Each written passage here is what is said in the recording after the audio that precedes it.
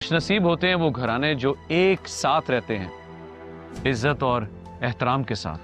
آپ کے ہاتھ میں وہ دعا ہے جو اس گھر کو جوڑ کے رکھتی ہے محبت کے ساتھ۔ میں ہر لمحہ ہر دن تمہیں وہ عزت وہ مقام دوں گا جس کے تم مستحق ہو۔ اللہ سے یہی دعا ہے کہ ہم سب کی جان و مال اور رشتوں کی حفاظت فرمائے۔ چاہتی ہوں بھابھی اس گھر کی ساری ذمہ داریاں نا صرف آپ اٹھائیں۔ I really love you ایمان۔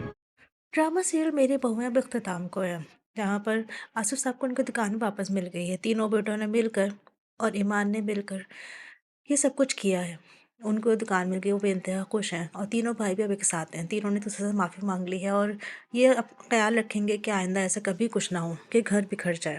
دوسری جانب فبیہہ نے بھی مہک سے بہت معافی مانگی ہے۔ اس نے اس سے کہا کہ آئندہ سے کبھی بھی کچھ نہیں ہوگا۔